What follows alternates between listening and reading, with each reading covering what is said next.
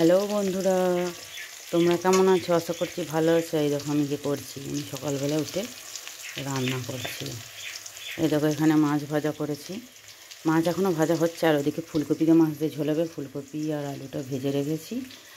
আর এই দেখো মাছটা এখানে ভাজছি, মাছটা ভাজা হয়েই গেছে। এই তেলটারই এক পাশে একটু বেরেস্তা ভাজতে দিয়েছি, কারণ আমি আজকে মাছের ঝোলটা বেরেস্তা দিয়ে বানাবো, সেই জন্য। এই দেখো এখানে বেরেস্তাটাও ভাজা হয়ে গেছে। বেরেস্তাটা আমি এবার তুলে নেব।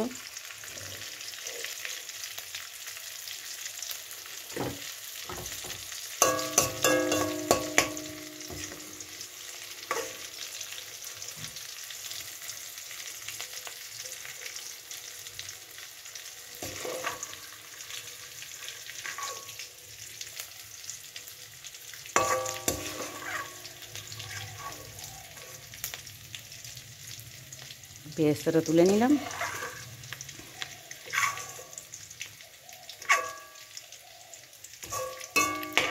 এই তেলটার মধ্যেই আমি তেজপাতা, অল্পর মধ্যে পেঁয়াজ আছে, অবশ্য এটা রান্না করবো তো, শুকনো লঙ্কা আর 5 ফোড়ন দিলাম।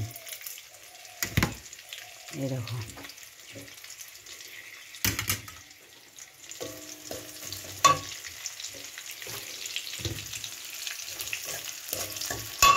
আর যে অবশিষ্ট পেঁয়াজটা ছিল, কাঁচা পেঁয়াজটা, সেটাও দিলাম।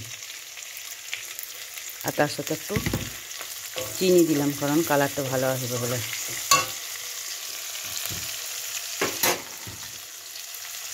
এর মধ্যে এবার কী দিয়ে দেখো, আদা রসুন দিলাম। আদা রসুন দিয়ে ভালো করে মশলাটাকে কষাবো।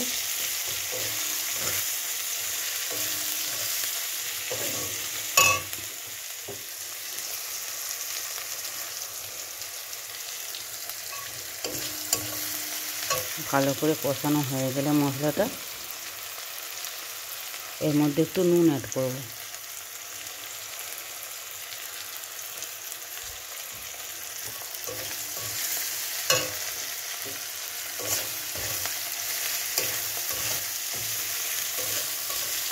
আমি তো নতুন নতুন এখন রান্না করছি, কেমন হবে জানি না, তো যেটাই পারছি সেটাই তোমাদের সাথে শেয়ার করছি। দেখো এর মধ্যে এবার দেবো টমেটো কুচি।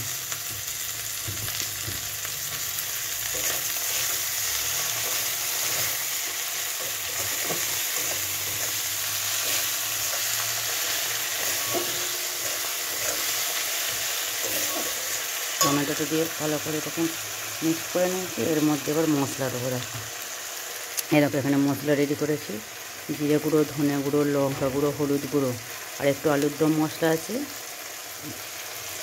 এইটার মধ্যে দিলাম। মশলাটাকে ভালো করে কষাবো।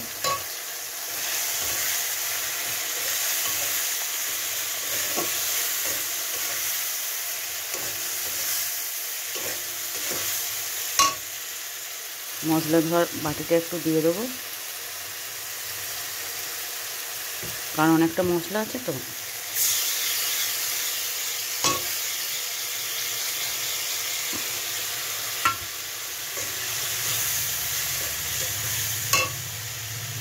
গ্যাসটা একটু কমিয়ে দিলাম। মশলাটাকে ভালো করে কষিয়ে নিলাম।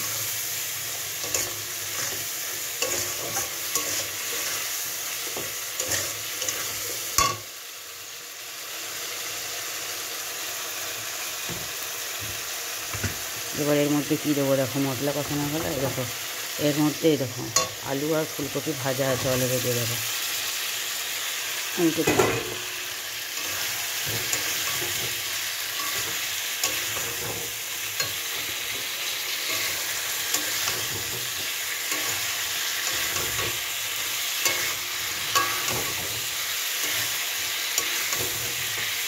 এটাকে ভালো করে কষিয়ে নেবো। কষিয়ে নিয়ে তারপর এটার মধ্যে জল অ্যাড করবো। দেখো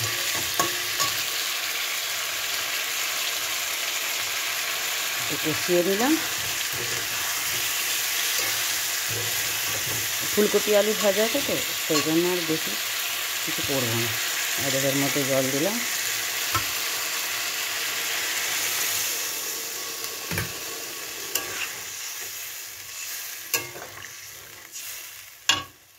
এর মধ্যে জল অ্যাড করে দিলাম, আর একটু জল লাগবে দিয়ে দেবো।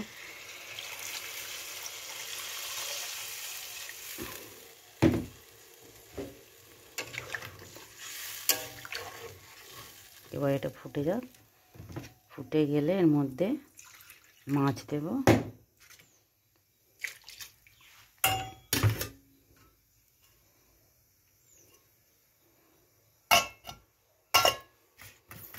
দেখো ঝোলটা এবার ফুটে যাবে।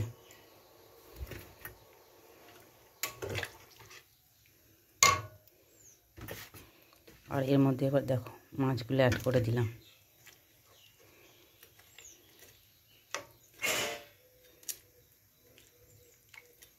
আজকে মাছের মুড়ো দিয়ে করছি ঝোল, দাগাগুলো দেবো না, এখানে বাদবাকি মাছগুলো ভেজে রাখা আছে।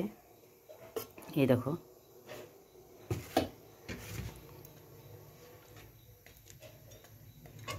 এটা ঝোলটা এবার ফুটবো হয়ে আসছে।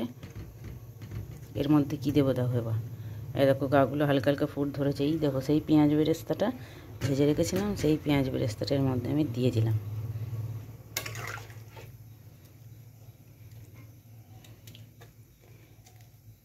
দেখলে এই দেখো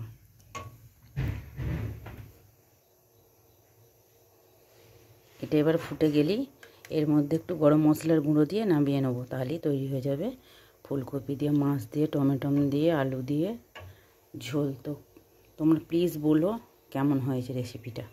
যদি ভালো লাগে প্লিজ একটা লাইক করো আর কমেন্ট করো অবশ্যই।